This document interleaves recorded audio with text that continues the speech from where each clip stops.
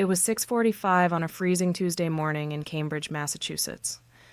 The kind of cold that bites right through your wool coat before you even make it off the sidewalk. I was standing inside my usual neighborhood cafe, waiting for my small mocha, exactly $1.85.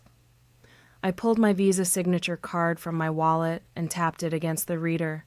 The terminal didn't beep its usual pleasant confirmation. Instead, the screen flashed a sharp, amber light. Card restricted, contact issuer. I frowned, assuming it was a temporary glitch. I tapped it a second time. Same red flash. Same rigid silence from the machine. "Do you want to try inserting it, ma'am?" the young barista asked, her voice dropping a fraction. I nodded, slid the chip into the slot, and punched in my PIN. A few agonizing seconds ticked by. Then rejection. Bold red letters stared back at me. Transaction declined. "Let me try another one," I said, my voice entirely steady. I reached back into my leather wallet, pulled out my backup MasterCard, a card I had carried for over a decade for emergencies, and slid it in. The machine didn't even hesitate. Declined. Call bank. Behind me, a man shifted his weight impatiently, letting out a heavy sigh. The barista looked at me across the counter, her eyes darting from my face to the screen. It wasn't just routine customer service anymore, it was the silent judgment of cognitive decline. I didn't argue with the machine. I didn't raise my voice.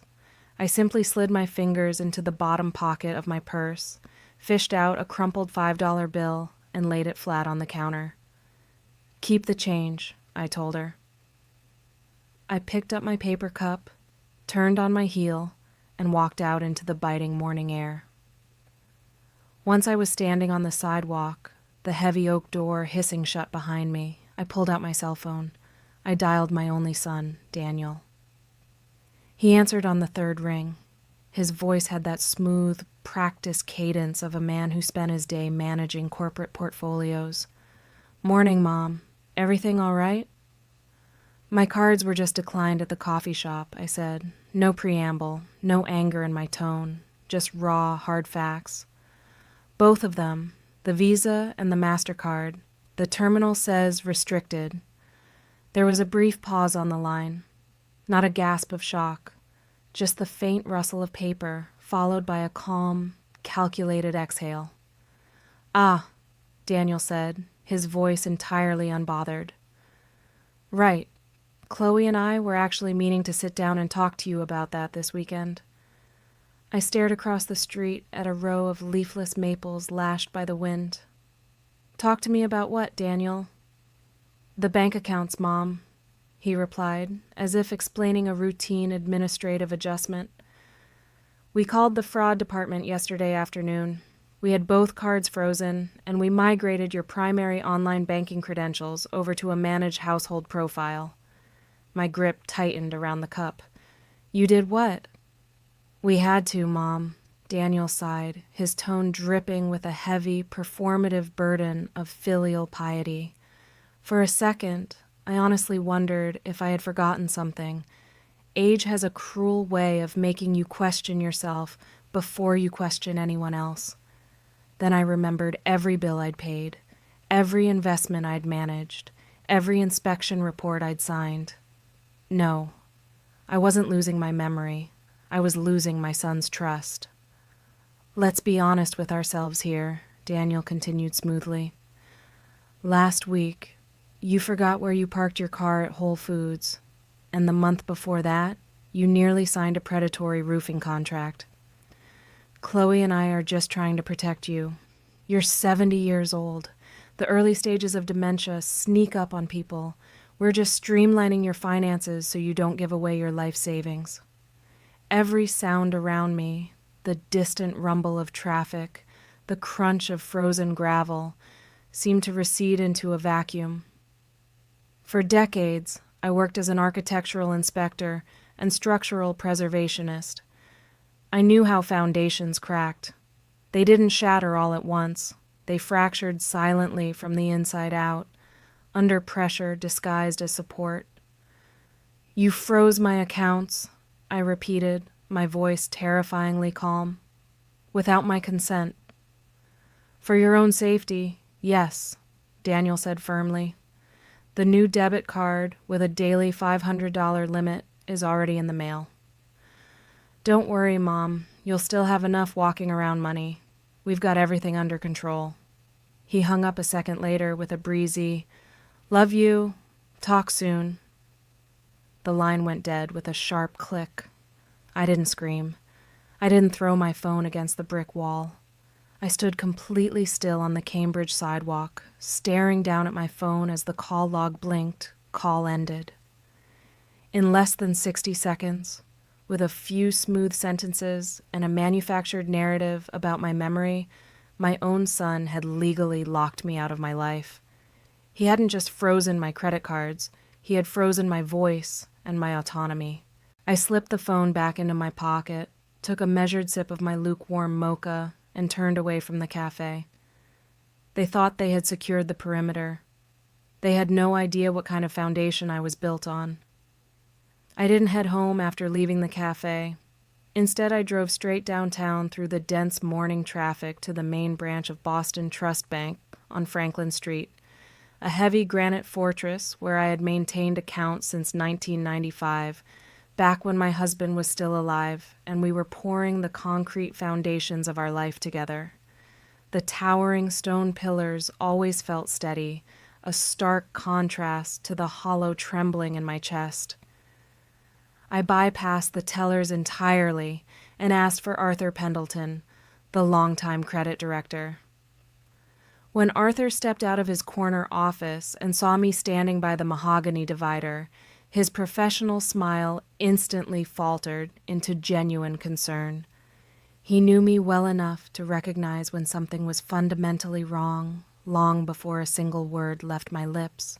In the quiet privacy of his office, with the heavy glass door clicked shut against the hum of the trading floor, I laid out the facts without emotion. My cards were restricted. I needed to see my accounts right now, before anything else could be shifted. Arthur didn't hesitate. He pulled up my primary profile on his terminal, and for a long moment simply stared at the monitor, his forehead wrinkled, the deep lines around his eyes tightening. Without looking up, he called in Maya Lin, a senior specialist in internal financial security, her face tight with professional focus. Arthur looked at me, his expression grim. "Clara, this isn't a glitch or a banking mistake. Someone took complete control of your accounts." What followed on that computer screen was a systematic, cold-blooded dissection of my life, executed with calculated precision. Daniel was 16 when I first opened that banking account for him, proud to teach him the value of a saved dollar. He bought his very first college textbooks with money drawn from that exact institution. For decades, I built those savings brick by brick, deposit by deposit, through relentless hard work. I never imagined for a single second that I would one day need permission from my own son just to look at my own balance, or that the boy I raised would weaponize my trust against me. The financial tourniquet was terrifyingly precise. They had changed our primary profile settings, redirected the security checkpoints, swapped out the recovery emails, and moved my core retirement savings into a shared household profile managed entirely by Daniel and Chloe. My access had been completely overridden. Maya pulled up the digital archives, revealing dozens of administrative sign-offs recorded over the past several months, and then she zoomed in on the signature line. Staring back at me from the high-resolution screen was my exact handwriting.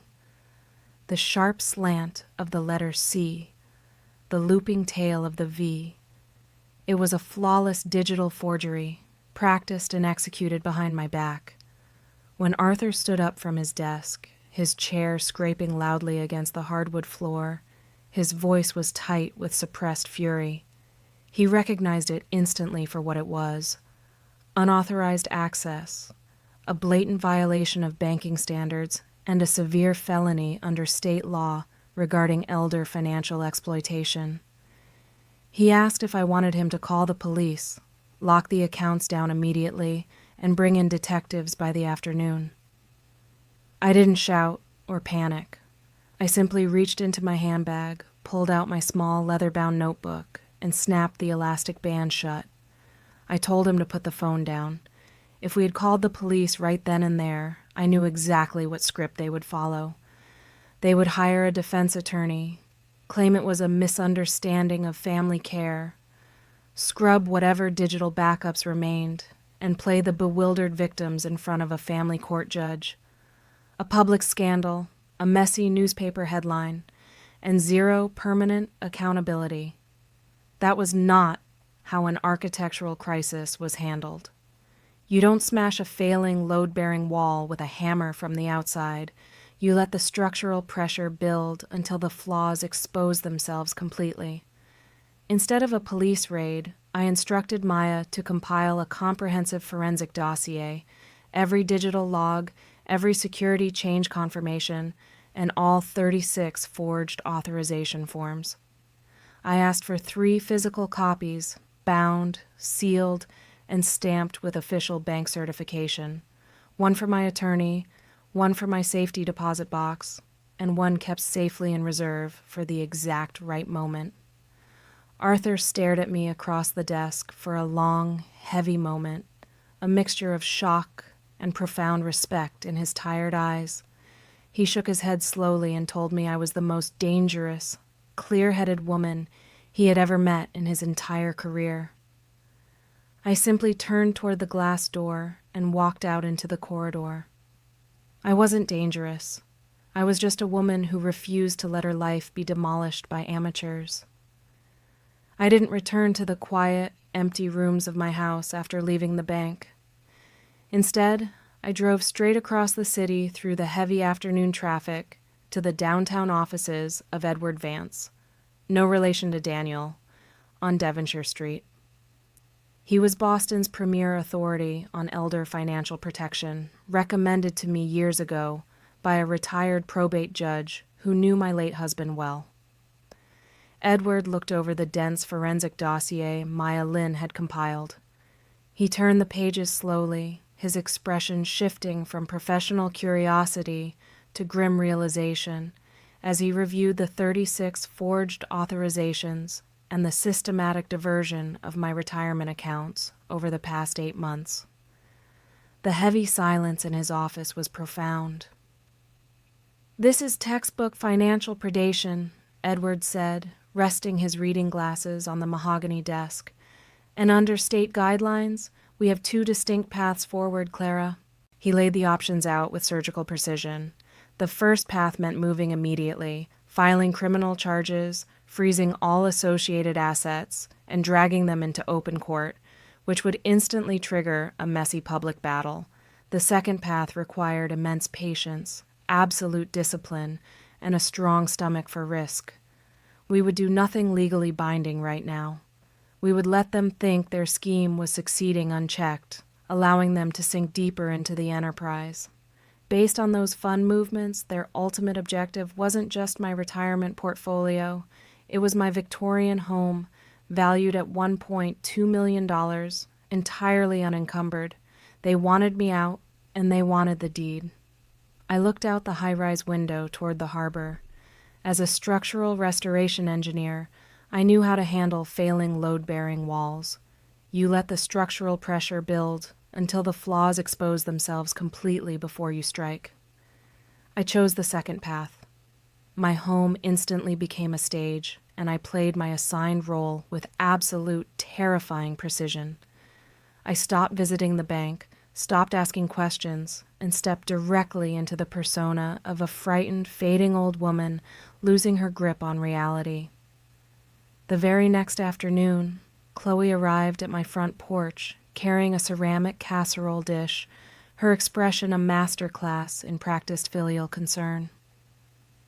As she set the food on the kitchen counter, she began her routine, murmuring about how tired I looked and questioning whether I was sleeping well. I let my shoulders slump just enough to look frail, my voice carrying a deliberate tremor of uncertainty as I complained about how cloudy my head had felt lately, claiming I couldn't even remember where I put my checkbook last Tuesday. Chloe's eyes flickered with a sharp, predatory satisfaction that she masked instantly behind a sympathetic smile.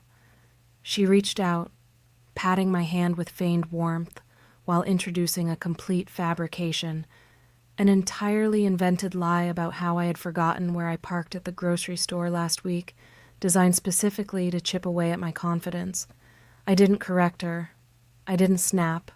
I simply nodded, lowered my gaze, and played the part of a woman terrified of her own failing mind, whispering about how helpless I felt. That was all the opening she needed. Dropping into that smooth, manipulative cadence she always used when she wanted something, she suggested that it would make things much easier if they streamlined my paperwork for safekeeping, asking me to sign a few administrative updates to manage household logistics and protect the house from future medical liens. I smiled, looked up into her eyes, and nodded in quiet agreement, playing the doting, helpless mother. As soon as she left, taking her empty casserole dish and her secret triumph with her, I walked over to the side drawer, pulled out a small, hardcover black notebook, and opened to a clean page. Closing the front door behind her was the hardest part. Every instinct told me to run after her and ask why. Ask when she stopped seeing me as her mother. Ask if any of this had ever been real. But I couldn't. Not yet. I picked up my pen. With absolute coldness and meticulous precision, I documented every detail, the exact date, the precise time, Chloe's exact wording, the manufactured memory of the grocery store parking lot, and the subtle push toward transferring the deed of the house. Every lie, every manipulation, every calculated move of the trap was recorded. The walls were weakening, the structural stress was building, and I was giving them all the rope they needed to hang themselves. 6 months passed since the morning my coffee card was restricted. 6 months of quiet observation, of keeping my black notebook locked in the drawer, and of letting the illusion of my fading mind take deep root in my children's perception. They decided it was time to accelerate the final phase. Daniel and Chloe arrived on a Friday evening, ostensibly to host a family dinner at my house, to discuss Mother's future. Chloe carried a heavy ceramic casserole dish containing dinner and a thick, tabbed folder of legal documents neatly organized under plastic sleeves. We sat at the mahogany dining table where my late husband and I had hosted holiday dinners for decades. The atmosphere was thick with a toxic brand of performative warmth. As we ate, Daniel wasted no time steering the conversation toward the structural realities of the estate. He gestured broadly toward the high ceilings and the intricate crown molding, arguing with patronizing concern that the Victorian house was a financial black hole, and that the administrative updates signed into the family trust over the past year made it clear the burden had become too heavy for me to carry alone. Chloe poured a generous measure of red wine into my glass, leaning in close with a practiced, sympathetic smile. She picked up the narrative thread without missing a beat, reciting a list of manufactured cognitive lapses, reminding everyone about the stove being left on, or the completely fabricated story of me losing my car in the grocery store parking lot for an hour, pushing the narrative that it was entirely unsafe for me to live unsupervised. The grocery store story was a complete fabrication, one of the many minor incidents I had deliberately allowed her to invent and reinforce during her weekly visits. I sat quietly at the head of the long table, my expression entirely neutral. I picked up my knife and fork, cutting a small, precise piece of meat, chewing slowly, and listening to every calculated word of their gaslighting. I didn't raise my voice. I didn't argue. I let them build their own case, brick by fabricated brick, entirely unaware that every single lie had been meticulously recorded in my black notebook. Chloe reached over and slid the thick folder across the polished wood, stopping it right beside my water glass. She flipped open the final section, revealing a crisp, pre-printed form with a blank signature line at the bottom. She spoke with that sweet, manipulative cadence she reserved for sealing a deal, describing the Oak Ridge Senior Living Facility as a magnificent sanctuary with full-time care and private suites, urging me to sign the voluntary application under the guise of my own personal wish to transition into specialized care. Daniel nodded in earnest support, leaning forward to anchor the paperwork with his palm, insisting it was all for my own protection. As Daniel spoke, I wasn't looking at the paperwork. I kept seeing the little boy who used to fall asleep on my shoulder after Little League games, the boy who promised to protect this house. Looking at him now, sitting across the table with a corporate smile and legal forms designed to steal my life, the grief was sharp enough to cut. For a brief moment, the dining room fell completely silent. I set my silver cutlery down on the edge of my plate. The metallic clink was sharp and clear in the quiet room. I didn't look at the portfolio. Instead, I raised my eyes, locking my gaze directly onto my son across the table. "Daniel," I said, my voice dangerously calm, devoid of any tremor or emotional weakness. "Do you remember what your father taught you before he passed away about legacies built with sweat and tears?" Daniel froze halfway through a breath. The fork in his hand hovered in the air, his fingers stiffening. The carefully constructed script of the evening cracked instantly, replaced by a sudden jarring confusion. He blinked, staring at me as if a stranger had just spoken in his mother's voice, stammering out a clueless question as the corporate smoothness evaporated entirely from his tone. Chloe didn't miss a beat, though her smile twitched violently at the edges. She tapped her manicured fingernail against the signature line of the nursing home document, her patience wearing thin, demanding that I stop changing the subject with old memories and just pick up the pen to finalize the paperwork tonight. The trap was fully laid, the scaffolding was up, the structural cracks were visible, and the final weight was resting squarely on the table. Instead of reaching for the black pen that lay waiting by the nursing home paperwork, I sat completely still for a fraction of a second, letting the oppressive silence of the dining room stretch until it became almost unbearable for them. A quiet, cold wave of vindication washed over me, though I let none of it show on my face. I stood up slowly from my chair, my movements measured, deliberate, and entirely unhurried. I left the dining room, walked down the dim, familiar hallway to my private study, and returned a moment later carrying a thick, heavy craft paper envelope sealed tightly with official red wax and stamped with legal precision. I walked back to the mahogany table and dropped the envelope squarely onto the center of the polished wood, letting it land with a dull, heavy thud right over the unfinished salad plate and the expensive silver cutlery. "Open it, Daniel," I said, my voice cutting cleanly through the heavy air of the dining room. Daniel frowned, his eyes darting suspiciously from my unchanging expression down to the sealed envelope resting near his wine glass. A flicker of genuine unease crossed his features before he quickly masked it with a forced, defensive smirk. Reluctantly, he reached out, tore open the thick paper with his thumb, and pulled out a stack of heavy bond documents. There was no signature on the paper. Instead, staring up at him in bold official print was a formal notice of revocation and inquiry issued directly from the premier estate offices of Edward Vance. Neatly clipped behind the notice were certified, notarized copies of the 36 forged authorizations Maya Lynn had meticulously uncovered during her forensic audit, each fake signature executed with a careless stroke that showed how little respect they had for the woman who raised them.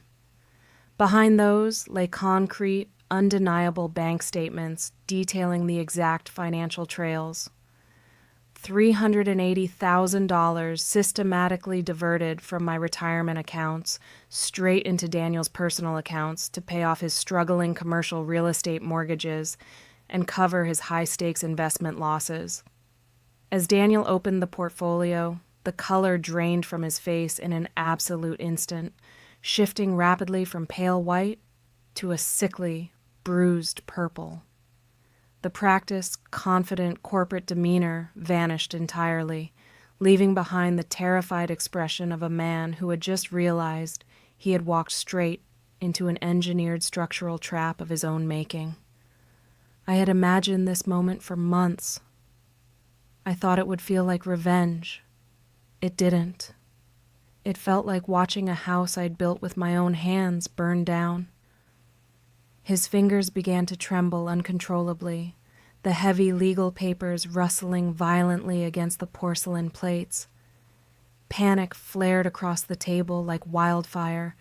Before Daniel could utter a single word to defend himself, Chloe snatched the stack of documents right out of his shaking hands. Her eyes scanned the legal letterhead, the itemized fund transfers, and the unmistakable forged signatures, her breathing turning shallow, ragged, and erratic as the numbers told a story she couldn't spin away. "This is completely insane! This is absolute slander!" Chloe shrieked, her voice cracking as the veneer of polished charm shattered into a million pieces. She slammed the papers back onto the table and pointed a trembling, accusatory finger straight at me. "She's senile. She's fabricating all of this out of her own twisted, aging imagination. You can't listen to a word she says, Daniel. She doesn't even know what year it is. She's completely lost her mind." I didn't even turn my head to look at Chloe. Her hysterical screaming washed over me like background noise from a broken radio. My gaze remained locked entirely on my son, watching the cold, crushing reality settle deep into his bones.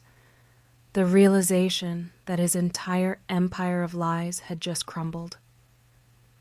I adjusted my posture, leaning back slightly in my chair, feeling a cold, righteous satisfaction settle in my chest after months of biting my tongue.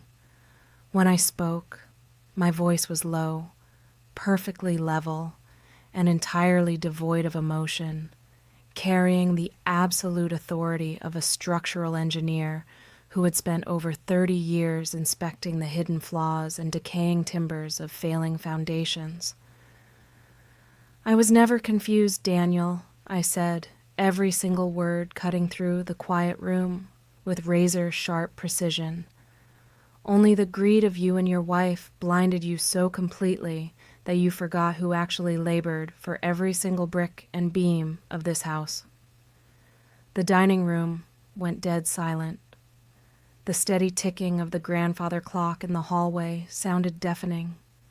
The foundation they thought they had built on deception had just completely collapsed beneath their feet, and there was nowhere left for them to hide.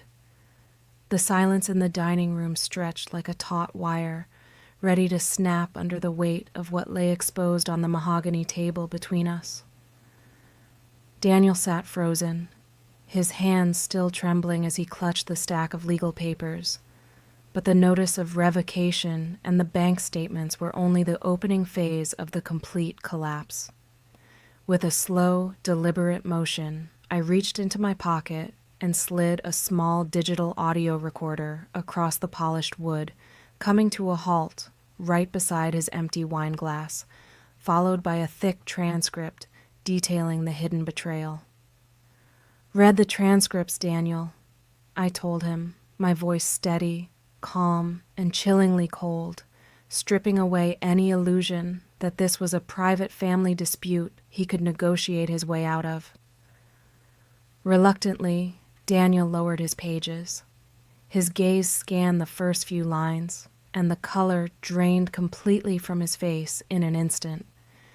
It was a verbatim transcript of a recorded phone call between Chloe and a real estate agent, dated just 3 weeks prior. In the recording, Chloe's smooth, calculating voice discussed the immediate listing price and rapid liquidation strategy for my Victorian home the exact week I was scheduled to enter the facility, negotiating commission splits and pushing aggressively for a cash-only quick sale before anyone could look too closely at the title deed. Worse still, further down the transcripts, encrypted message logs exposed an even darker truth that turned Daniel's entire world upside down. He had thought he was the mastermind, orchestrating my financial downfall to bail out his own properties, but he was merely an ignorant pawn in a much larger game. The true architect of the plunder was Chloe herself. She was drowning in massive underground gambling debts and hidden obligations, using her own husband as an unwitting proxy to bleed my life savings dry and liquidate my estate to feed her secret addictions. Daniel slowly turned his head, staring at his wife in absolute shattered horror as he stammered out questions she desperately tried to dodge. Chloe's polished facade completely imploded on the spot. Her frantic attempts to spin the narrative vanished into thin air as her breathing turned erratic. Before she could invent another lie, I slid one final document across the table, a forensic printout proving beyond a doubt that she had drafted the fraudulent bank transfer requests herself 8 months prior, while Daniel was too busy looking the other way. For a second, the room was suspended in absolute stillness. Then, shock gave way to pure, desperate self-preservation. Daniel dropped his head into his hands, sliding off his chair until he was kneeling awkwardly on the hardwood floor, right beside my armrest. He grabbed frantically for my hand, his shoulders shaking with ragged, hysterical sobs as he begged for forgiveness, crying out that he was blind and pleading for me to save him from the nightmare. He looked smaller than I had ever seen him, not because he was kneeling, because for the first time in his life, he had nothing left to hide behind. I looked down at the man kneeling beside my chair, the boy I had raised, protected, and given everything to, now reduced to a whimpering wreck begging for mercy. There was no blazing fury in my chest, no satisfying roar of vengeance, only a profound, suffocating emptiness and a sorrow that cut deeper than any knife could ever reach. Slowly, deliberately, I pulled my hand away from his desperate grip, resting my fingers back on the smooth wood of the table. I looked straight into his tear-filled eyes, my voice dropping to a low, chilling whisper that carried the definitive finality of a structure finally giving way under its own accumulated rot. Love without respect eventually turns into toxic control, Daniel, I said, every word hitting the quiet room like a falling beam. You wanted to own your mother's life, but you forgot how to be children. The grandfather clock in the hallway chimed the hour, sealing their total defeat in the echoing silence. 3 weeks after that final, shattering dinner at my dining table, the legal architecture of my life was permanently redrawn and locked down for good. We sat inside the spacious, quiet conference room of Edward Vance's premier offices, surrounded by heavy mahogany bookshelves and the steady hum of downtown Boston traffic rising up through the tall glass windows. Across the polished oak table sat Arthur Pendleton, the regional director of the bank, his expression solemn, professional, and deeply respectful as he opened a thick leather binder filled with binding agreements and affidavits. I had made a conscious choice not to drag my son and his wife through the public humiliation of an open criminal courtroom or a media circus. I did it not out of maternal softness, nor out of any remaining warmth for the people who had conspired to steal my future, but strictly for the sake of my grandchildren, Innocent young lives who should never have to carry the heavy stigma of their parents' public disgrace and prison records, but sparing them a public criminal trial did not mean allowing them to walk away unpunished. The walls they had built around their deceptions were about to be replaced by unbreakable concrete walls of reality. The conditions I laid down through my team were absolute, unyielding, and entirely non-negotiable. First, the entire $380,000 that had been systematically siphoned from my retirement reserves had to be restored to my accounts immediately. To achieve this, Daniel and Chloe were forced to execute emergency secondary agreements on their own commercial real estate holdings and personal investments, completely stripping away the fragile financial padding they had accumulated through years of deceit and manipulation.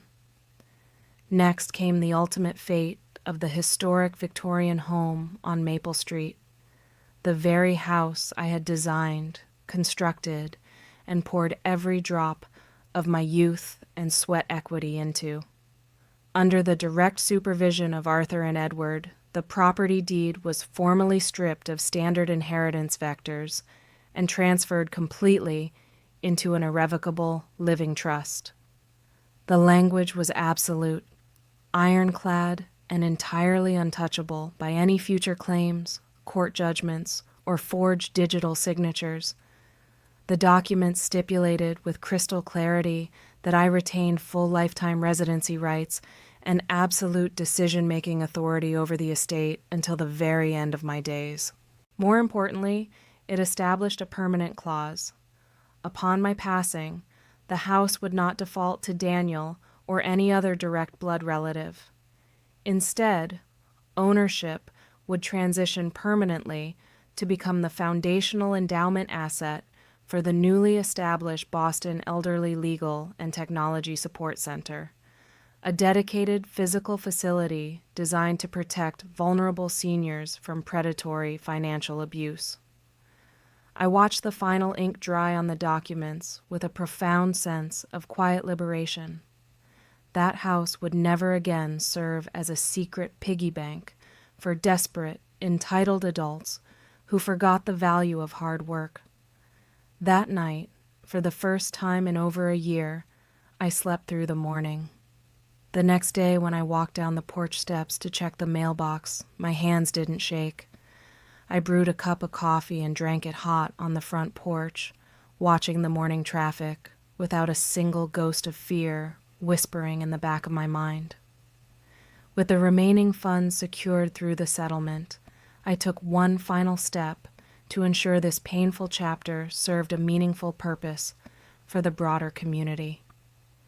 I officially financed the creation of a continuous public initiative, a series of free monthly literacy and digital security workshops hosted right inside the downtown city library, tailored specifically for elderly residents and retirees.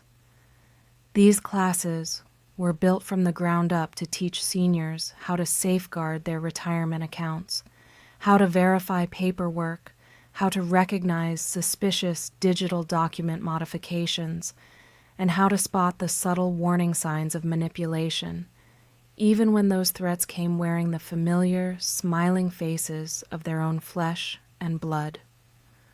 No older person should ever have to sit alone in a silent room, wondering if the people they raised were plotting their demise behind closed doors. As I closed my personal folder and walked out of the office into the crisp afternoon air, the heavy weight that had pressed down on my chest for over a year was finally gone.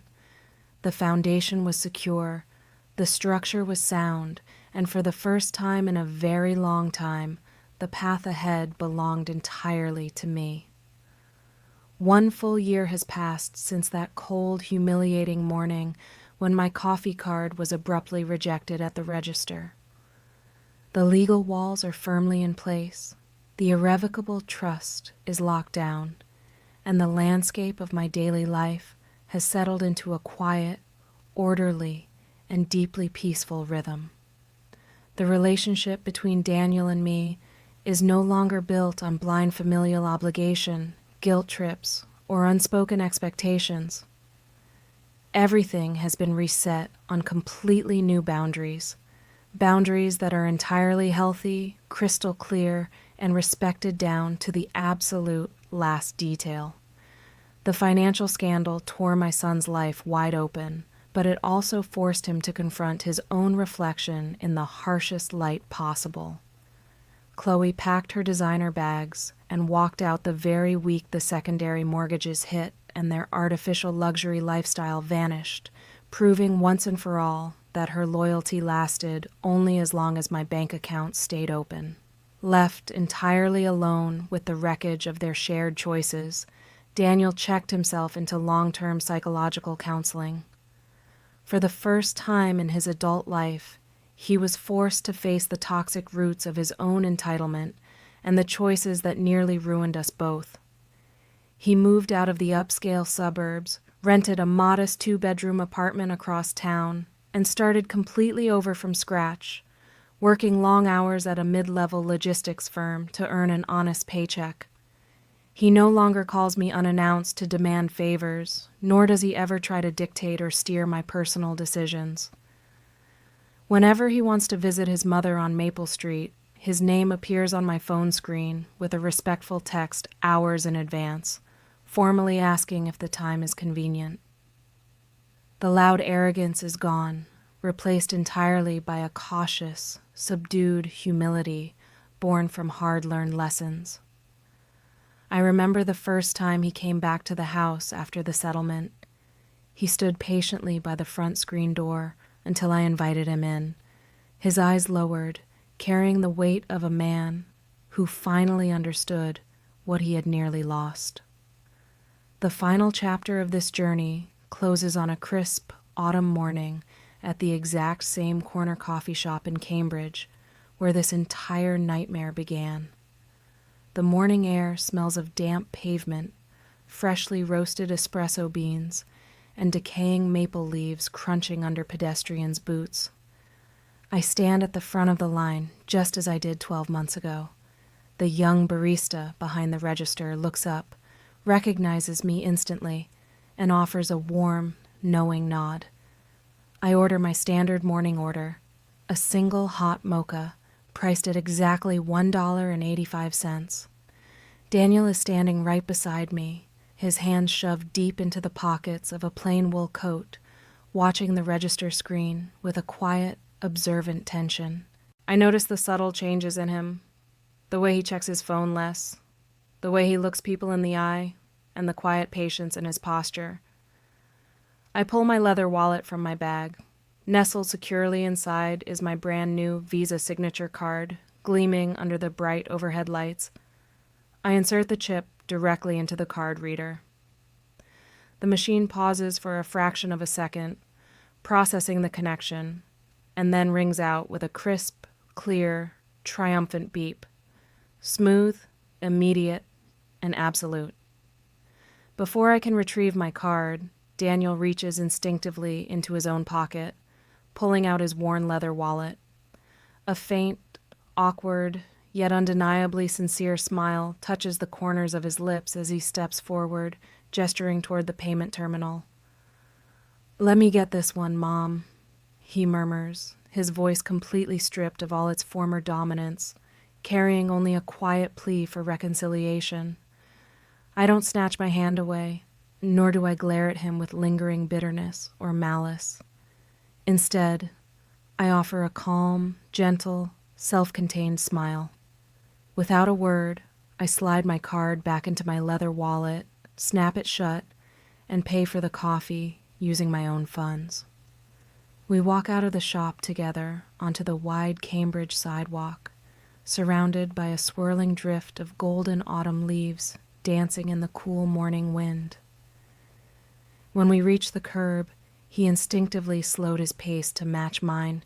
Years ago, I had slowed down so he could keep up with me. Somehow, life had quietly reversed the roles. The coffee tasted exactly the same as it had a year before, rich, warm, slightly bitter, Nothing about it had changed. The difference wasn't the card in my wallet. It was knowing that every decision I made from this day forward belonged entirely to me. We stepped onto the Cambridge sidewalk together. Daniel walked beside me, not in front of me, not behind me, just beside me. And for the very long while, that was enough. Before we say goodbye, I want to talk to you for just a moment. Wherever you are right now, what city are you sitting in, and what time is it on your clock as you watch this? Let me know in the comments below so I can see just how far the story traveled to reach you. More importantly, looking at this story, what is the biggest lesson you are taking away today? Is it about the strength to stand back up when everything is stripped away, the courage to walk away from toxic bonds, or the realization that human dignity and self-respect can never be bought with a price tag? Drop your thoughts in the comments. I read every single one, and I would love to know how this resonated with you.